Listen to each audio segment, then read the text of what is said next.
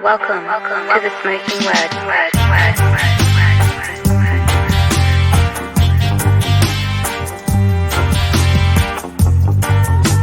Welcome to the Smokin Word.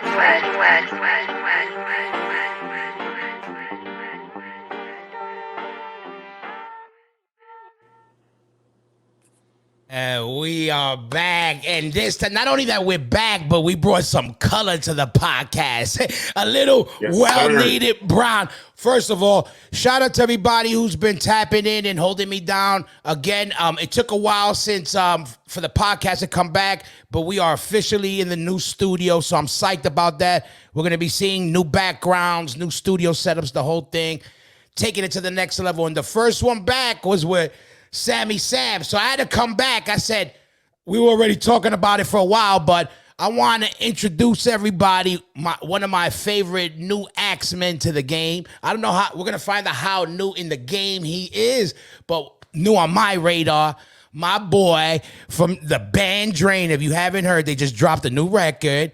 My boy Cody, the Axeman behind the Drain machine, my brother. What's going on? Yeah, nothing much, man. Thanks for having me. Stoked. Yeah, I'm glad to get you on. Like, we talked about it a while. We actually talked about it in Europe. And I remember I was like, right away, I wasn't trying to make it a Drain thing, but I made it a Drain thing. You know what I mean? That's what we do. But you guys been busy since we got back. So we had so much fun on that. It was, you know, what could I say? But forget that. Right after that, we get home. You guys you took off right after that. You guys been on a mission, huh? What's the deal? Like, you've been busy, huh? Shoot, man. Yeah, I will say we've been pretty busy. I'm trying to think, what did we do right after that tour? It was all just like album lead up stuff, you know? Yeah, I think you were doing like the press stuff and getting ready to do all this other stuff. But so how's it been going? I see everybody. It seems like, tell me what you've been doing. I know you had the release party. Tell me what you did for the record. I saw the billboard. You know, I got psyched. Man. Yeah, that's dope. You know, I'm mad psyched for you guys. But tell us, so what you've been doing to set up this record? Because not every people know who you are, but they may not know the setup, what you guys did to celebrate this. And what I liked about it was it's a little different and also a little traditional too. It reminded me more like old school style, how you broke into a new record in the scene. You know what I mean? So it was cool. Like what you guys did to break this record.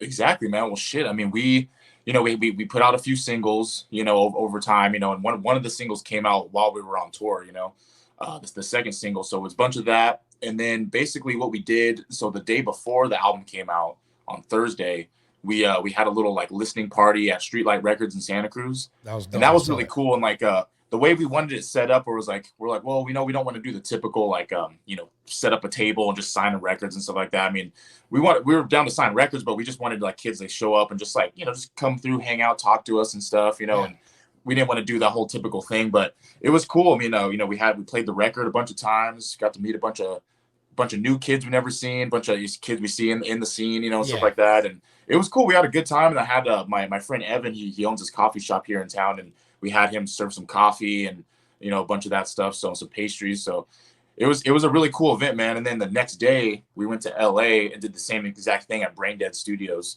And that was also fun as well. Pretty much the same thing. A bunch of kids came through and you know, I know how the reaction's been on my side. I've been seeing it. It seems very how does it feel? It seems like, man, you guys should be excited, man, because it's it's one of those things that sometimes if you know, some people soaking it in a bad way. You know, they take it in a fucking in a shitty gassed up way.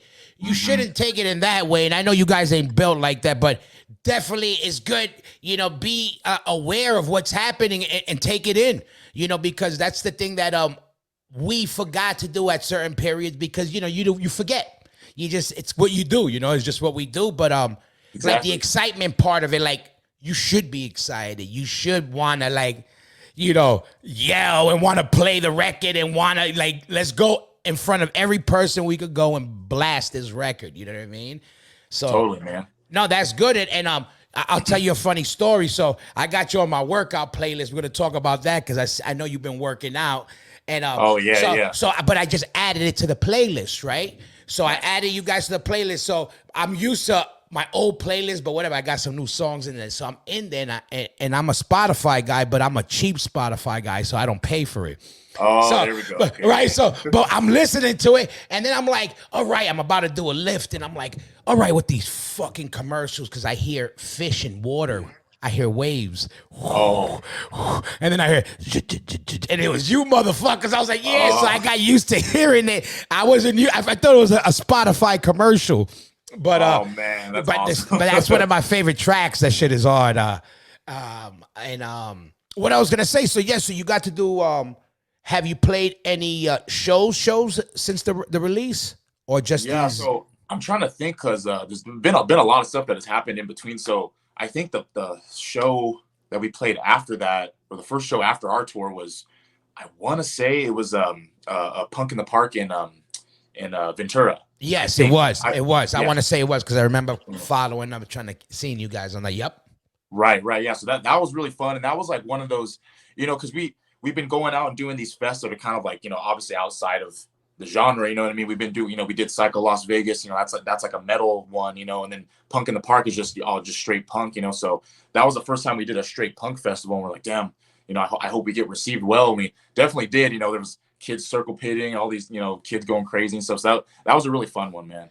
Yeah, no, that's good. That's good. What else you got? What else? So you did? Yeah, you did that. So and that's good right now. Again, you guys are such, even style wise, in a spot where, again, you could go to either side. Do the metal fest. You could do a hardcore punk fest, and Totally. and kill it. You know what I mean? That's a good spot to be in. You know what I mean?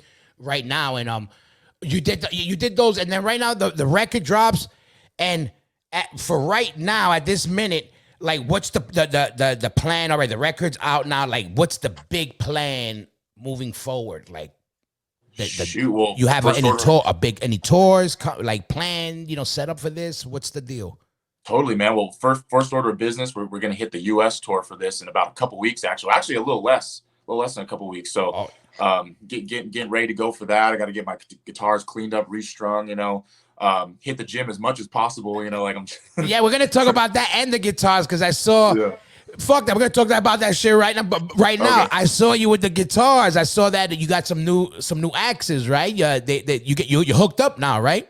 Oh yeah, man. I got one. It was a Randy Rhoads style one. I've been wanting to rock that shape for a long time. Yeah. So shout out to Mike Tempesta for hooking that all up for me. So hell yeah, dope. No, and that's dope shit. I saw that you guys were getting hooked up with the stuff, and that's good shit because I know that was the stuff you fucked with. So it was a good stuff. And how does it? Were you ever hooked up by a guitar company before this? No, yeah. Jackson was my first. So and you bastard. Yeah, you bastard. Oh, man. And in the best way, like, you know what I mean? That's a good way to pop your and as being a guitar guy, and I know you're a real guitar guy, not just because you could play, because I know you really love the instrument. How dope is that to be hooked up by Jackson? Man, it's like you're saying, it's like I'm just so grateful for all, not only that, just all the stuff that's coming in, but especially for that, because I've always looked up to Jackson as being like the best guitars, especially for the style that I play, sure. So now that I'm an artist on Jackson, it's I can't express my gratitude enough, man. No, for sure. And I know you were psyched for that. I know you. I just want to ride for them as much as possible and all that stuff. That I got a Jackson shirt on right now. Oh shit! I didn't even notice. There you go. Nah, hell yeah. Jackson's my shit. I love them. Even Matty Henderson. He put me on. Jackson was always like the Cadillacs. You know what I mean? Like right. For metal, it was like. Sure, Les Paul, that's OG, just rock and roll, but we were rocking for the heavy stuff, and to have a real, BMW, you had to get a Jackson, you know what I mean? Yes, that was like the beam of like heavy metal guitars, heavy style guitars. Totally, man. How long you been playing for? Were you one of these? Because you're a killer. I was gonna say, you one of these guys that came out with a guitar out of your mom's. You were already playing. Well, it's funny. My mom, she played acoustic guitar like in church when she was a teenager, but she never stuck with it though, which is funny. But I started playing guitar when I was 12. 12. And so what made you pick the guitar? I'm 28 now, so yeah. What's that? What made you pick guitar? Oh, shit. I just would watch videos like on TV. Like I would see, I want to say at a certain point, because I started off with hip hop. I think I was telling you that. Yeah. you know, start off with hip hop as at a young age. And then around the time when I was old enough to kind of be aware of what my mom and my dad would play in the car, because, you know, they all grew up in like the 80s. So my dad would play like Crazy Train, Ozzy Osbourne, my mom would play, they play Scorpions and stuff like that. So at a certain point, I'll be in the back of the car and I'd be like, damn, I kind of like this like rock music, like whatever this is, Yeah. And then I started to see like, videos of like Kiss on TV, whatever. And I was like, man, that guy looks cool, Ace Frehley and all that. And then at a certain point, I was just like, man, this is what I want to do, And shout out to my cousin Sarah, because at the time I just thought she was the coolest person. She had super punk, she had spiked hair. She had like all these like wristbands and stuff and whatever and stuff. And I remember she had a bunch of guitars in her room, so I'd always want to go in her room and hang out with her and stuff. So she gave me my first guitar, which is like an Ibanez. It was like a blue Ibanez. It was just like a little shitty starter guitar, And I just strummed on that until I found out what to do. And I remember I spent a whole summer. I think it was the summer going into 7th grade, because I was 12. So yeah. And that's basically it. That's great, especially when you're lucky to have, a cousin, a friend, somebody who puts you on.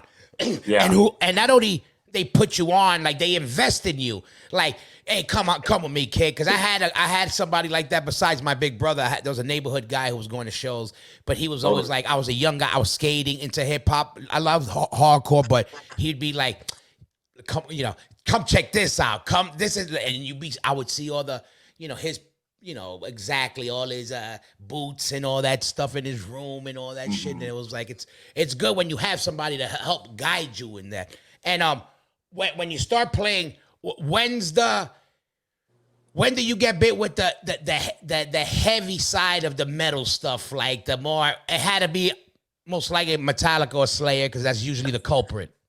That's usually like what do you call that? Like the transition, you know what I mean?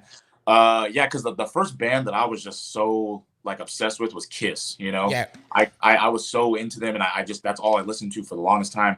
And then at a certain point, I remember I was like watching TV. It was like, I remember my parents had Comcast, where they had like the pre-recorded music videos. So I was just looking through the bands, and I remember seeing Metallica live in '89 playing "For Whom the Bell Tolls," and just hearing that like da dun da dun da. And I was like, whoa! I never heard anything heavier than that at the time. So I was like, this is crazy. So I remember I was super into Metallica for a bit, and like you said, then Slayer came around, and then that was when I was like, whoa, this is like intense. Like I was like, this is almost seems illegal how heavy it is. It is. It does. That shit was like next level shit. And then what? Because that's usually the evolution. If you don't got somebody, again, not every people. A lot of these people try to act like they were born in CBGBs or born in some squat, and like at least in the punk hardcore scene, some of these people live by that fantasy. When it's like, hey, a lot of times we come in from rock, metal, and then when we want it, it's usually within the person where like, okay, let's take this music deeper. When you're a real music fan, you start digging, and then you'll either go lighter or you might go heavier. You know what I mean? It's just what it was the evolution. The same way how a lot of old punk guys became bikers. They went from listening to punk rock to back to like Led Zeppelin, Black Sabbath. Just the evolution of where we all go. But totally, what was? You get the Slayer, whatever. Where does the underground shit come in? Is it with your boys or whatever? I'm talking the punk hardcore shit. Like, all right, you listen to Slayer. It's already borderlining. You might see some, more bands that are in our world now opening for those bands at the time. But when are you going into the more local shows? When does that start for you? Like, well, to bring it that back, it's like I think when I started to discover, like, because at first I thought punk was the only like subgenre, you know what I mean? And then like I remember finding like seeing the old thrash flyers, like saying like like Nuclear Soul playing with like freaking like Agnostic Front or whatever, and I was like like what are these bands, So I discovered a lot of those like the Cro-Mags and stuff through the metal bands. Yeah. So initially my first like introduction to hardcore was like the 80s stuff, Yeah. And it reminded me a lot of like the thrash stuff because it had the same intensity and stuff. So I was like, man, this is really cool. So that was my idea of like of hardcore or hardcore punk was like that stuff. Yeah. And then I remember being like, in middle school, whatever, I remember kids talking about, oh, like there's a hardcore show, da da da. But at the time their definition of hardcore was like the deathcore stuff and stuff like that. It's crazy. It's what they call. I've heard that people call it hardcore stuff, and it's some other shit. Yeah, and it's funny because I remember like seeing like listening to the bands that they were talking about and stuff, and I was just like, in my mind, I was like, wait, this isn't hardcore, because I remember in my head I was like, Black Flag and Chromax, because like that was to me, because Yeah, my only perception of hardcore was the old school stuff. yeah, So I was like, no, this is like some like whatever metal something. But then I quickly realized that there's so many subgenres, like they're just of that. You know what I mean? yeah. So so yeah, so I just that's kind of how I got into that. Yeah, and that's a good look. I'm not one of these older guys that are always like, yeah, you came in the right scene with the right. It's definitely a good pool that you came from, like to reach in. It ain't the only good old school pool being a newer person, a younger dude around pulling from, because that was my era. Not because it's my era, but I wasn't a punk rock guy. You know what I mean? I love GBH and I love Discharge, but I wasn't a punk rock dude. I loved hip hop, and I went right away into hardcore, and I always loved metal. The thing about metal, what I didn't like at the time, was the makeup. I always was like, man, Slayer's hard, but why they wearing eyeliner? This was early Slayer, and I was like, man, that bothered me. Then I saw a picture of Agnostic Friend in the Cro-Mag, and I go, damn, these dudes look like degenerates. Like, I go, they look like, and they play instruments? Like, I go, I don't even know what it sounds like, but I got to see it. My brother was already into underground metal, hardcore, so I had an in. But sonically, I think that's my favorite part of era, because it has the punk influence, but the punk is more in the attitude. Then it's thrash with a later on style of hardcore, the mix, where it's total what you guys got, because you hear the thrash in you guys, and the thrash ain't new metal. It ain't no new metal shit, which I love all metal, even that some black metal shit. I love all of it. If it's good, it's good. But you guys definitely have that thrash edge. When what's your first band? But besides that, now you're starting bands. Now you got your group. You're going to shows. It Drain's your first band, or you were in a band before? Because I know a lot of you guys play in a lot of bands together. Totally, man. Well, no, I was in two bands basically before Drain. So my very first band was when I was 15, and it wasn't a heavy band at all. It was called the Barones, and it was kind of like a Cheap Trick style, like what do you call, like power pop, I guess. Yeah, dope. And it was like that, and I was with some of my high school homies, and I played drums for that. Oh shit! All right. So just like easy stuff, Cheap Trick stuff. And then so I did that for like maybe a year or two, and then when I was kind of just graduating high school, I joined my first hardcore band, which was called Gardens, and I played drums for that too. And it was kind of like a American Nightmare Ceremony style, like fast, like hardcore punk, Gotcha. Like stuff like that. So that's what I was doing, and we're still together technically. Like we never exactly broke up, It's just like a lot of my members, we're still all friends. We still have a group chat, but we never broke up officially. So we've been together since like 2012 up until just now. So and that's good. Like that. If you ever want to play something, you could play something. You never close the door on anything. Why? There's no reason to. You know what I mean? There's no rules to this shit. Yeah, and it's funny because we're trying to schedule like a comeback show and all that stuff. So I hope we can do that. So I'd love to, but then I guess Enter Drain is where, so I was playing with Gardens. Gardens started to slow down a little bit, because we play a lot like locally, because we're from a town called Salinas, and we play a lot locally, And then I remember seeing this page on Facebook, and it was like this, where people post their demos and stuff. And then I remember seeing the Drain demo, and it had Sammy's like picture on it. There was like a black and white picture of him doing vocals. Yeah. And I was like, whoa, this looks interesting. Like I was always down to check out new stuff, and I listened to it, and I was like, man, like this is it's like it's a type of style that wasn't really going on at the time here locally, like Salinas, San Jose and stuff. It was a lot of like heavy hardcore around here. Yeah. But what struck me about Drain was like, it's got the hardcore breakdowns, but then it's like got the thrash stuff. Yeah. And I was like, whoa, this is like really, really cool, because it's just locally, that's awesome. So I had to know about this band, so I would go see them and stuff. And I saw them open up for Poison Idea and stuff. Wow. So I would show up to all their shows, and then all of a sudden, Sammy and all them, they're like, hey man, like, we just became friends, and then started playing for them. And then who was playing guitar for them? So they had a guy named Patrick, and they had a guy named Josh at the time. Got you. So they had two guitars. It's funny. Drain started out with two guitars. Yeah. And at a certain point, those members left the band, and then They asked me to be on bass at first. They knew that I played guitar, but they just needed a bassist at the time. Yep. And because they let go of him, they're like, "Oh, do you want to play?" I was like, "Sure." I just love the band. I just want to play. So for about 6 months to maybe close to a year, I did a few weekend runs with them. We went to LA, and all of a sudden they got rid of their guitars at the time, and then they said, "Well, why don't you just move up to guitar, and then we'll get someone else to play bass because that's what you do originally." And I was like, "Yeah, that's what I wanted to do from day one is just play guitar in this band." So that's how that all happened. And how much of the Drain stuff was like, all right, so now how many years ago was that? Like when you started with Drain, like that was 2016, like maybe early 2016 or something. Get out of here. So a while ago. So how much of the stuff that you play now was written then? If any. Pretty much. Or everything. Or a lot of it. Well, I started writing because when I joined, a lot of the stuff was written by mostly Tim, which is pretty cool. A lot of people don't know that Tim is like a sneak riffer. Like, he can play guitar for sure. I was gonna ask who's the riff guy, like in general, but I know he plays too, so I know obviously, but also he's the secret weapon also. Well, also, yeah, for the early stuff, like all the stuff that was recorded before me and like kind of right when I joined in, whatever. But it wasn't until like the promo, the 2-song promo right before California Cursed. Gotcha. Which and it's funny, at that time we were playing in E standard because now we play in E flat. Yeah, I was gonna ask, and that's good still because it's funny. We did the same shit.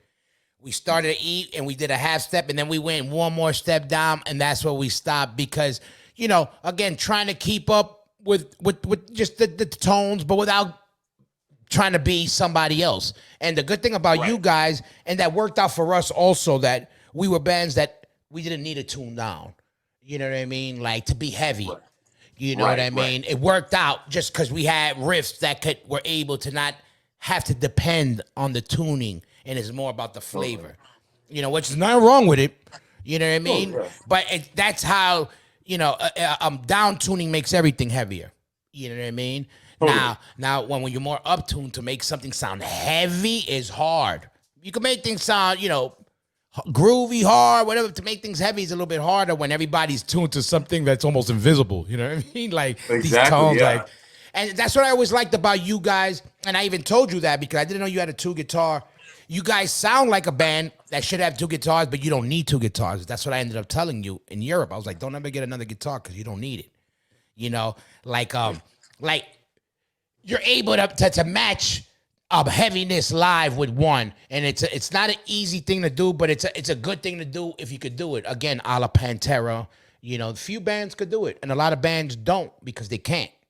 Van Halen, yeah, a lot. You know what I mean? And it's just some people need that. They need a backup, to be able. Again, one guitar. People don't understand the deal with the one guitar stuff. It's like, it's all on you. The guitar it's like a singer, like a bass and the drums are the moment. Sure, it falls off or whatever. You could kind of ease into spot.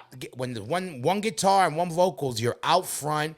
You got to be flawless, and that's why I always give it to the one guitar guys who are killers, and I'm a guitar lover. I'm a shitty guitar player, but I'm a good writer. I know one chord, but I'm a guitar player fan. So when I see guys that could kill it, I'm a big fan. Yo, you kill it. And I said, that's why I told you in Europe, don't get another guitar. Like, you don't need it, not need it. You know what I mean? Because you guys could hang with the metal bands. So you don't got to worry about that. Just keep writing those songs and shit. Thank you, and right now with the last record, riff-wise, so you were able to throw some riffs in the mix. What's the deal? How you guys work putting the songs together? Like, does somebody come up with a bulk of it and then, pass it on, or somebody comes with full songs and you work these songs out? How Drain puts these animals together?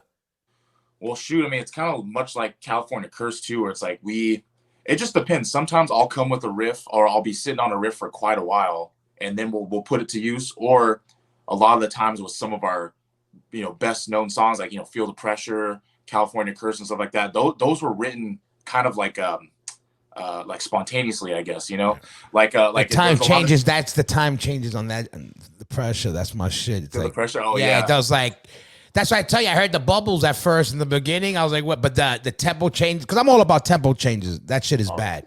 That track made me say, me and Mac used to watch you guys play, and when we would watch that, we were like, okay, they're in.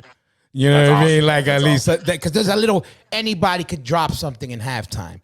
Now, when you could pull different tempos and little flavor pockets and some fly shit, I heard that fly shit. Ain't people that know that the pocket know what's up. But anyway, yeah. Thanks, no, those songs are dope. Like all those pocket grooves. All right. So you come up with, some of you guys come up with riffs, and then what happens? So you have some stuff, and then what? Do you build it at home, or what do? You bring it to the studio? A lot of it, I'll say a lot of it is built up in the practice spot or wherever we're at the time. I feel like we're the type of band, and I feel like, Tim has said this before, Sam has said this before, we all kind of get in there and kind of do it old school, you know what I mean? Where it's like, and we never want to do like the Pro Tools thing, where we're kind of like on the computer, like, oh, like kind of crafting a song. Oh, what do you guys think? And pass it on. Like, we just want to get in there in a room, just like, how everyone's done it back in the day, and just like, okay, what do we want to make? Like, what do we want to do? What part do we want to do this? And that's, I feel like we pride ourselves on that, so a lot of it is just, we make it all together, but like I said, every once in a while, someone will have an idea, like Sammy might be like, oh, what if you tried this to Tim? Or I'm like, oh, I have this riff I've been sitting on, let's put it in the mix, so, but yeah, a lot of it is done. All three of us are in the room, and is it a pretty fair process as far as everybody saying the band writing riffs? Because with us, it was a little different. Like, I run my shit with an iron, grip. Like, but not because it's my way or the highway. It's more like, I know when I write a riff, I know I murdered it, meaning I tore it down and shit on it a quadrillion times before I feel like, okay, now I'll play it for somebody because I feel confident in it. So I know I put it through the ringer, so I'm really anal on what I pick. For many years, I did that, but then it's also not the right thing to do when I was kind of trying to lead everybody's hands on how shit should be, everybody's paintbrush hand, how to paint, when I should be like, give you my idea and let you paint your strokes, help you build my idea. I learned that later on. With you guys, is it fair enough that everybody got pretty much a good say in it, or you guys just, somebody kind of takes the lead and it just works that way most of the time as far as the songwriting?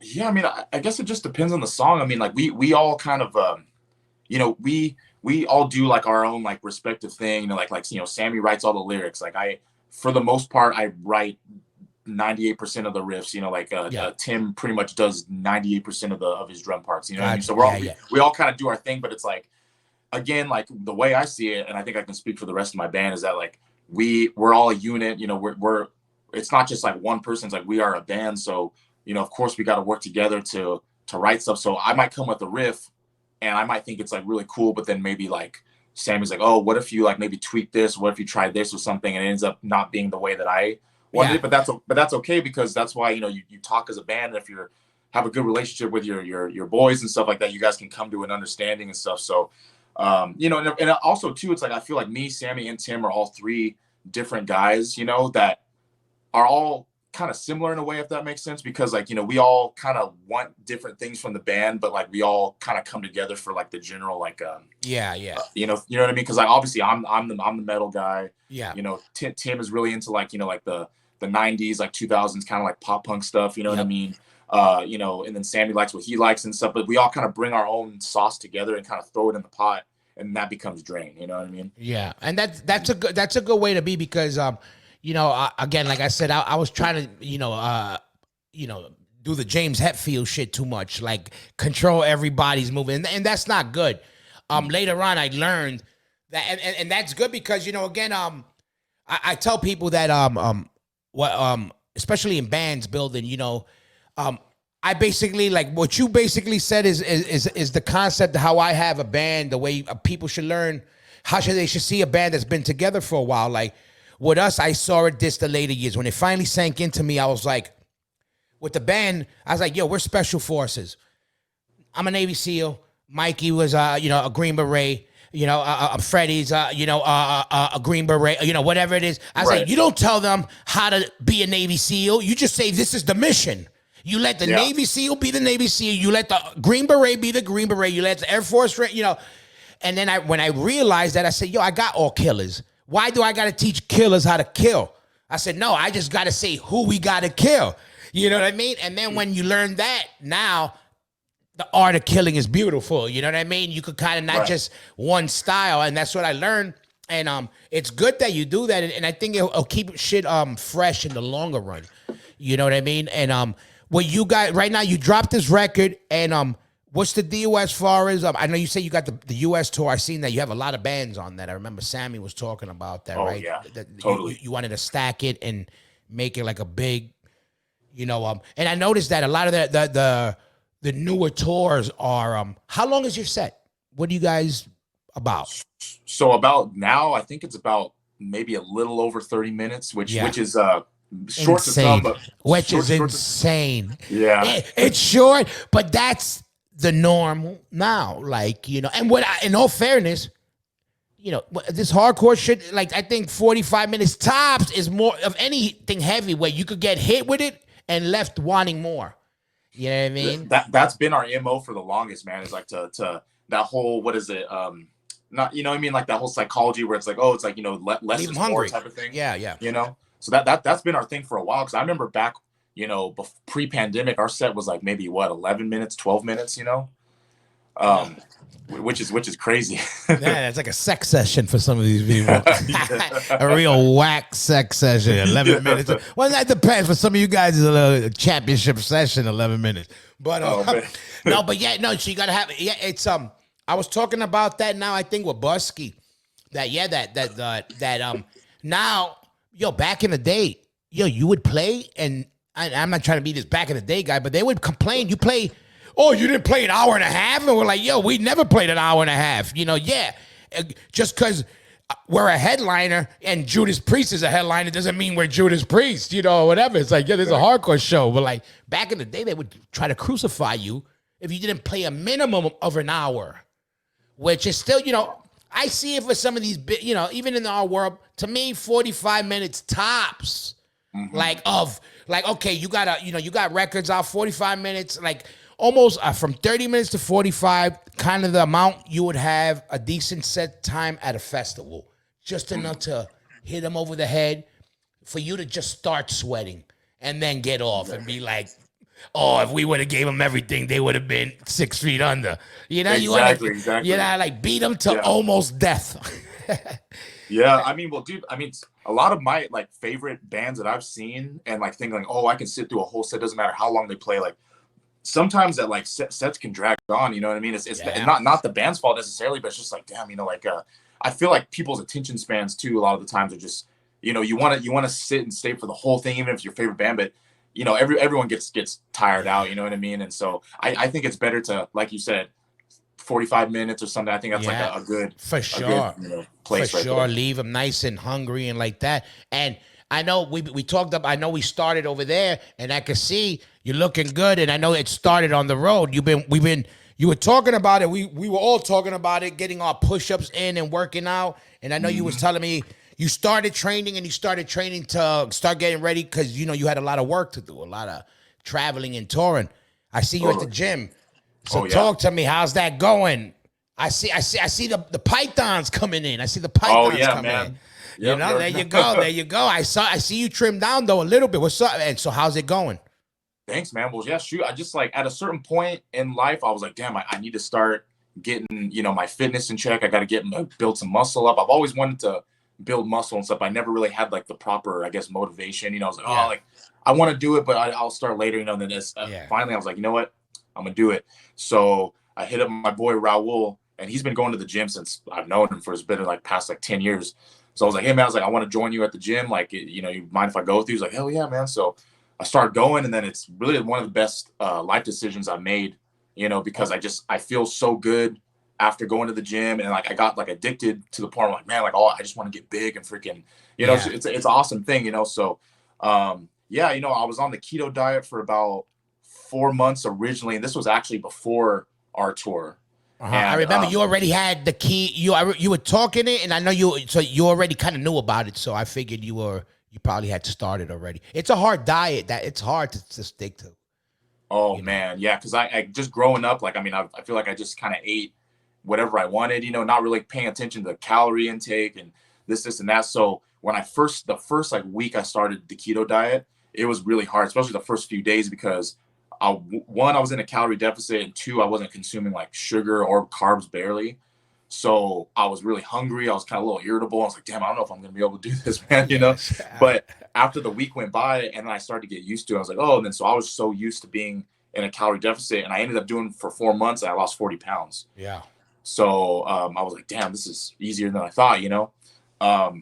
And then after our tour, I went back on keto for about maybe a month and a half or something.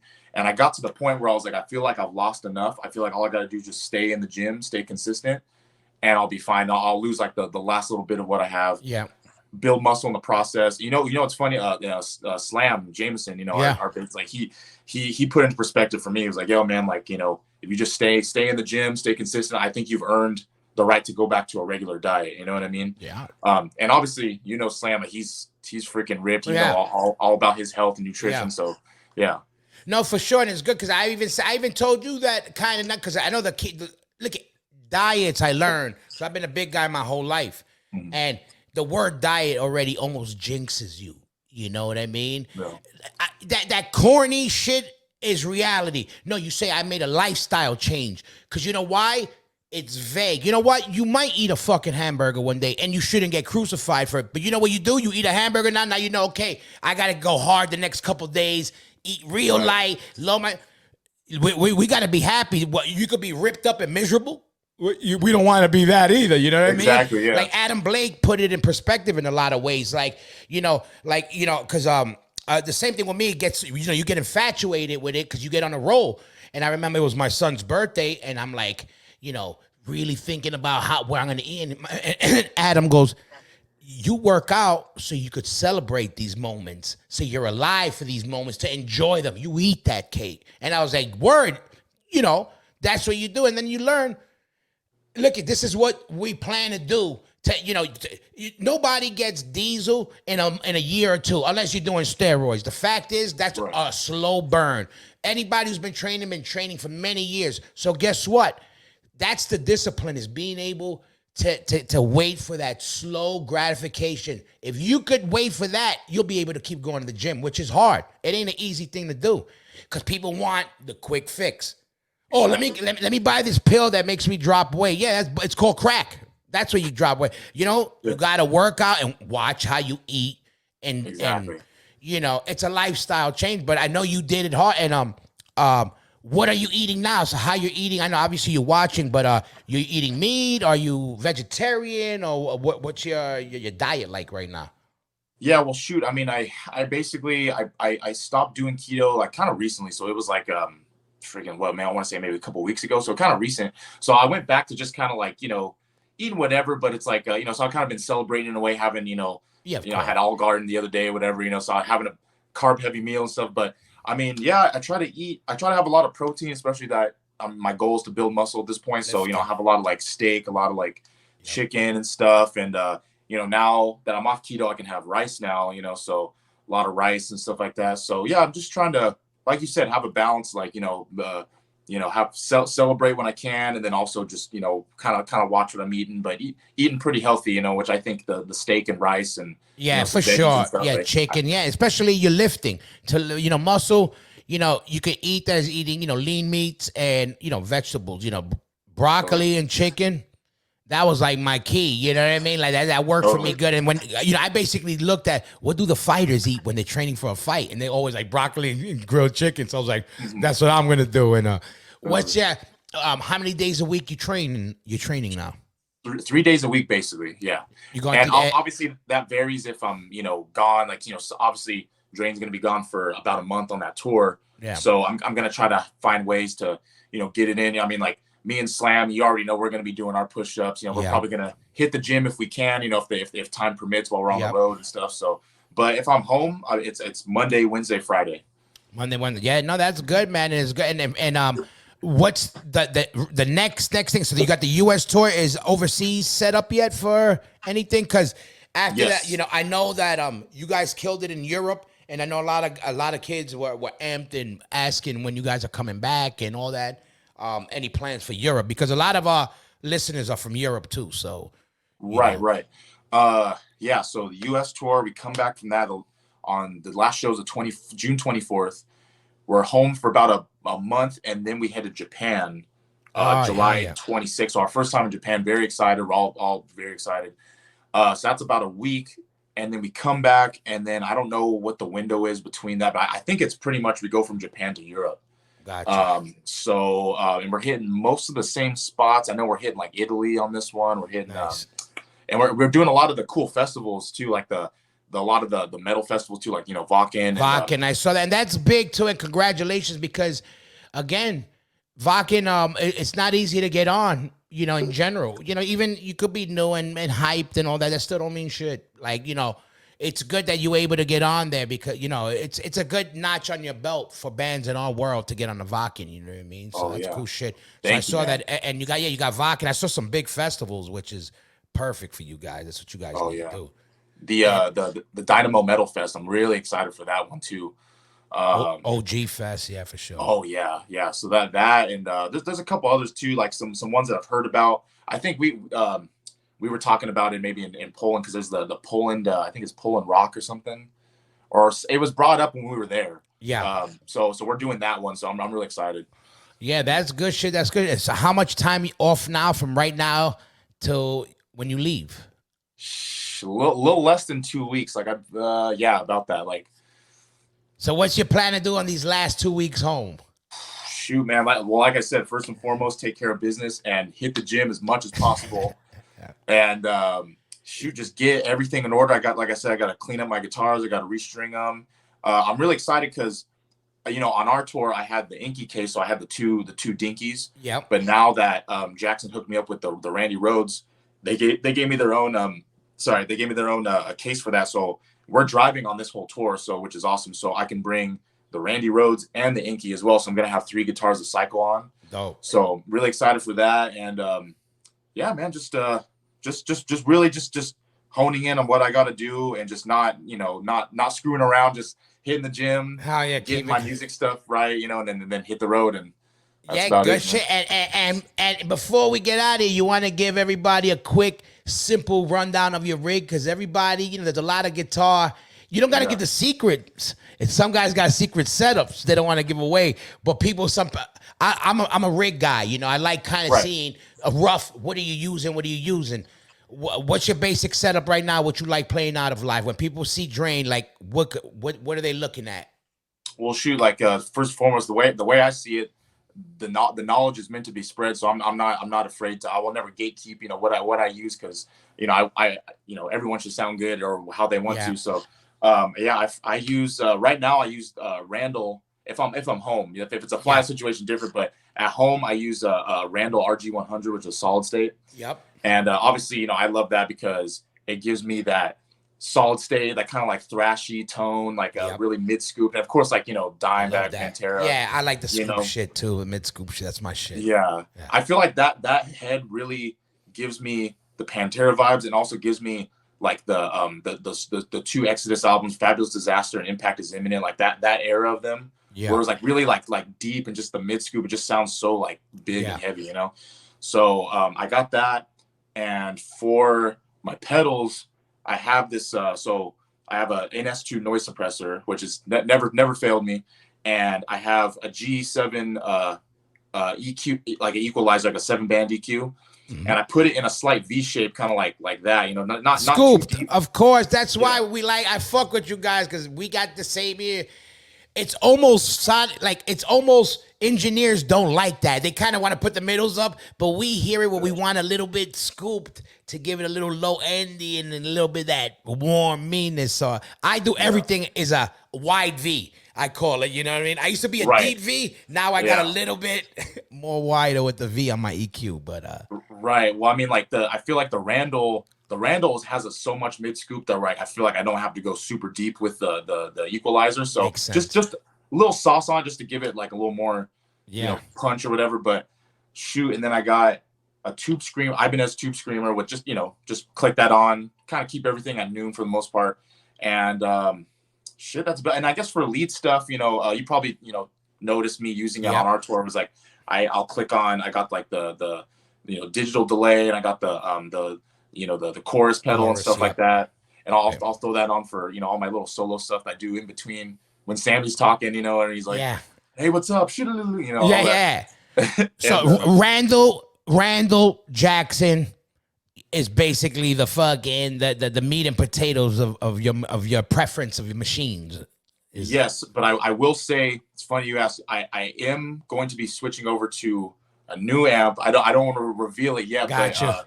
But it's coming in the mail, and I'm really stoked.